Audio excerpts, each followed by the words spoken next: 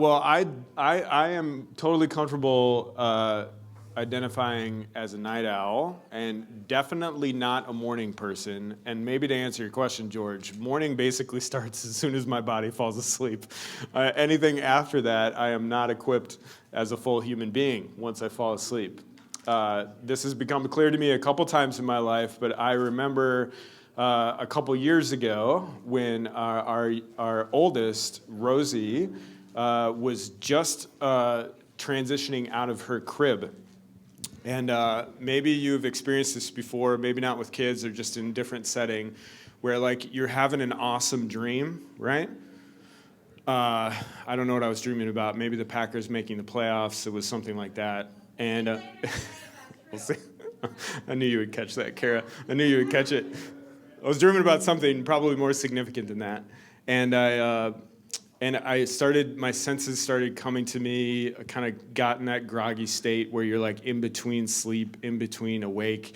And then all of a sudden I heard this, like 2 inches from my face, "Daddy." And I don't know if you've ever had a moment like that where you don't have all of your faculties, but you're both terrified, angry, and scared and confused. And I had to like hold back every muscle in my body from doing the knee-jerk, like push the object away from my face that's making noise.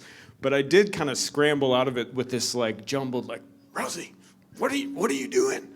You know, I had this kind of like disturbed, angry sort of response to Rosie being 2 inches away from my face.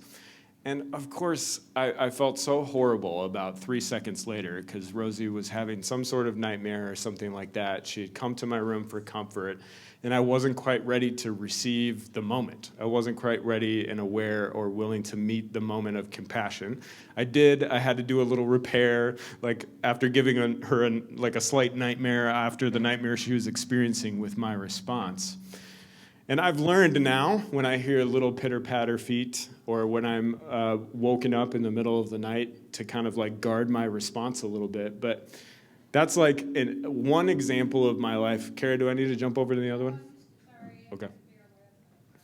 That's just one example of my life that illustrates the point that I am not fully equipped to meet the moments of my life when I'm tired. Woo! Okay, sorry. Good now? Maybe. Okay. I'm not fully equipped to meet the moments of my life when I'm tired. Another way to put it more bluntly is it's really hard for me to be loving when I'm tired. Anybody else resonate with that? It's really hard to be loving when I'm tired. George, you resonated with it? Where I used to live, there's a railroad track, it's almost a mile away. But when it's really quiet out, the train sounds like it's coming right up the street. Well, I had a dream, the train was coming up my street, and everybody was telling the train, "You can't go there." What a crazy dream. Hopefully I didn't keep you up too much, but I don't know if you can resonate with that statement. When you're tired, it's really hard to respond to the things around you in a loving way.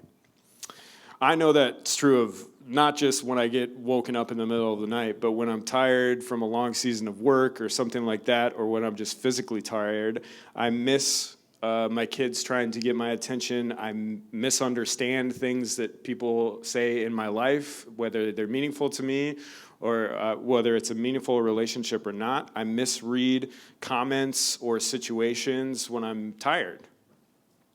Here's the thing. I desire in my life, when I'm at my best, to be a more and more loving person. And I don't want to just survive through life. I desire to thrive. I desire to experience love, joy, peace, patience, kindness. But I often find myself really tired. And a question for you as we come into 2023, what season do you find yourself in? Are you tired? Do you find yourself fatigued? And it might just be the season of life you're in, like me, where you have young kids, or there's some other vocational season of life that's just really heavy right now. Maybe you're struggling through something physically that creates fatigue in you. Maybe you're spiritually tired. maybe through a set of experiences you've had. It's hard to go into spaces that talk about Jesus or that talk about religious things. Maybe you're relationally tired. What sort of weariness are we carrying? Because when we go through life, when we go through changes and seasons, there will always be different challenges, different things that suck our resources, that deplete our resources. Some of those things are within our control. Some of those things are outside of our control.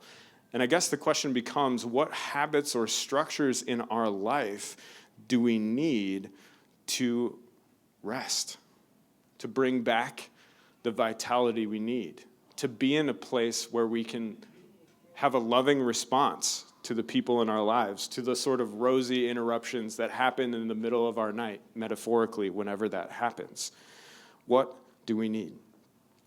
North City, that hosts this community dinner, our mission is to love our neighbors in the way of Jesus. And we always take a moment out of our community dinner to tell a story from Jesus' life. And the reason we do that is not only do we believe the truths about who Jesus is, we as a community are trying to live like Jesus. We're trying to live out the patterns that he lived into in his own life. We're trying to live in the way of Jesus because we find answers for these tough questions, like how do we find rest in seasons of weariness or the different changing seasons of our life. Our ultimate desire as a community is to live life like Jesus. And one of the things about Jesus that we want to focus on in the next month here in our community dinners and conversations is Jesus stopped often. Jesus stopped often. If you look at Jesus' life, he is interrupting the flow of things and confounding his followers all the time by decisions he makes about his itinerary. He's always saying, peace out, I'm going to go, or changing locations or changing plans. When I did a little bit of study of this, it uses the phrase, or he either takes the action to withdraw or to stop or to go away at least 22 times in the gospel that I can count. At least 22 times.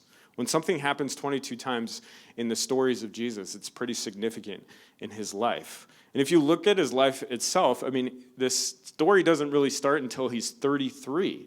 This is the Son of God we're talking about. This is the most significant figure in human history, and not nothing, but his ministry doesn't really take full effect until he's 33 years old.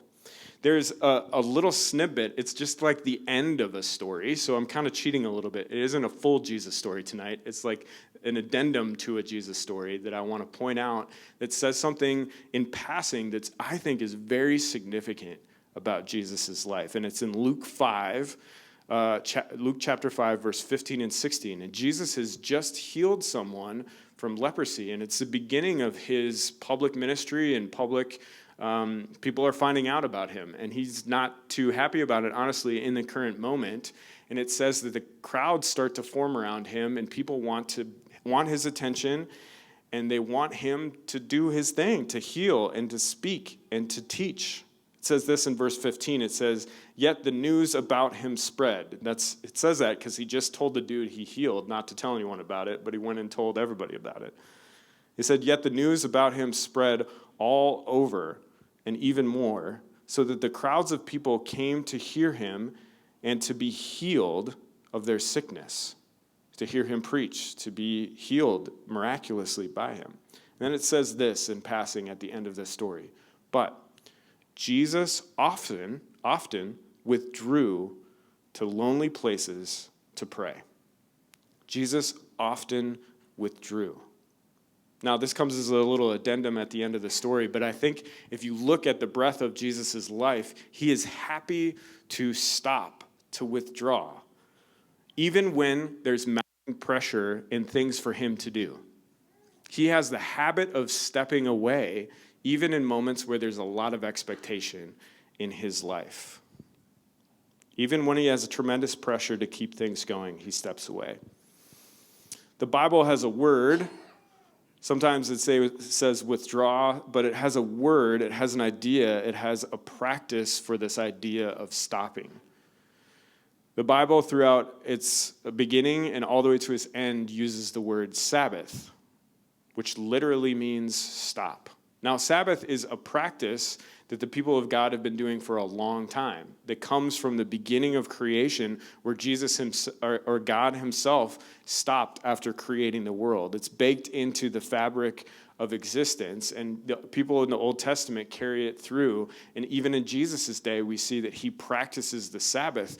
But we also see from these episodes of Jesus' life and his willingness to withdraw, even when there's tremendous pressure to continue, this is a way of life for Jesus. As Marva Don, an author on this, says, Jesus had a Sabbath spirituality. What she means by that is not only did he just take a day off a week, but he had a spirituality centered around his ability to stop and rest in the presence of God. It's hard to stop, isn't it?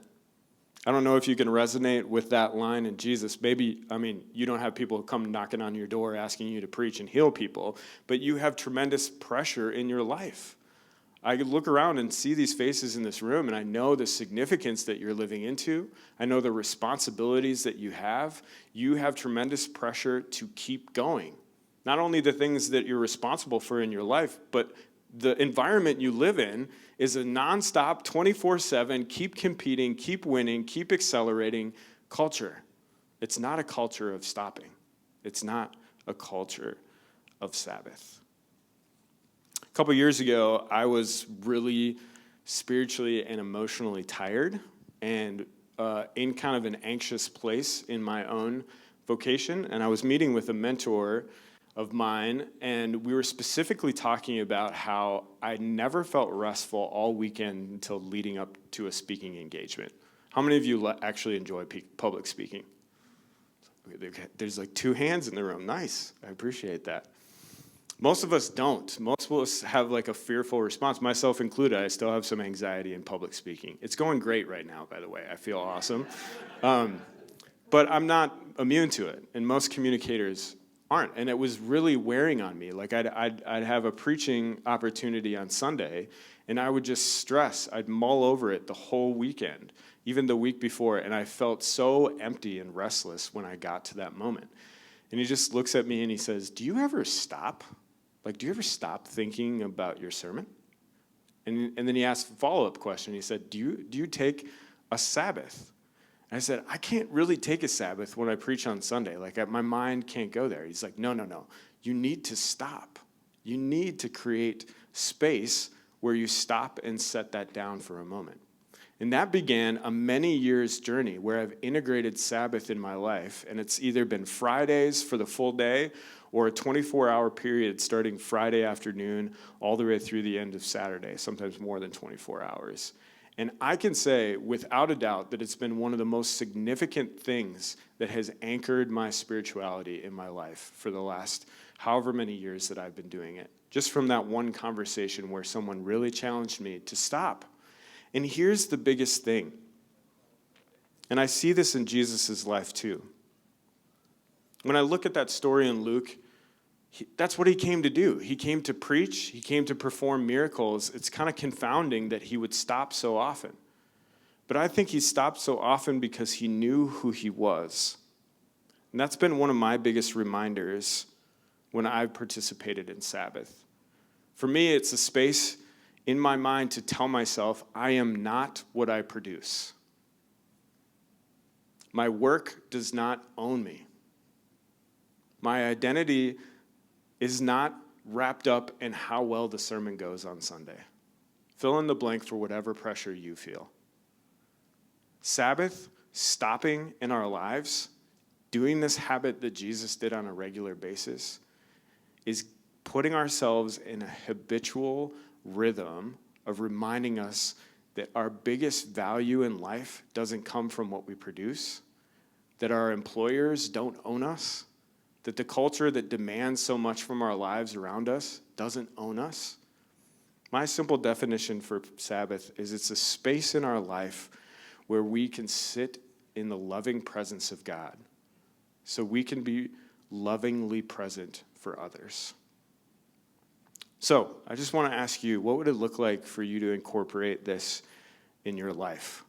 This is the first Jesus story. We're going to have a couple more of these. through the month of January, we're going to kind of challenge and offer a bunch of resources for you to maybe try Sabbath, this 24-hour period in your life. Maybe you do this already, and it's an opportunity to look at that again and say, how can we reinvigorate this? We're going to talk about how when we stop and rest, we stop and delight, we stop and worship. Those are the things we're going to talk about over these next few months. But the simple invitation for you is to think, what am I willing to stop for? What am I willing to stop for in my life? Because one of the things that I learned in that conversation at that coffee shop, and one of the things I've learned in practicing Sabbath, and that Jesus tells us, is that stopping costs something. It costs him that he didn't get to heal some people, that he didn't get the message out in the way that maybe he thought he would. And it's always going to cost something in our life. So what is worth stopping for in your life? I'm going to turn it to around our tables, and I ask the questions that we ask every week. What stood out to you from Jesus' story or some of the stories I told tonight? What difference do you think this could make in your life? And I'm going to add one, just what's your experience with Sabbath? Maybe you're coming here and like, that's the first time I've heard that word. I don't even know what that means. Or I grew up in an environment that followed that really strictly and it was really harmful for me. Or, yeah, that's only been a thing I feel like other faiths do, not mine. So where are you coming to that word Sabbath? What experience do you have? What stood out to you tonight? And what difference do you think it might make? In a few minutes, we'll come back together and share communion together.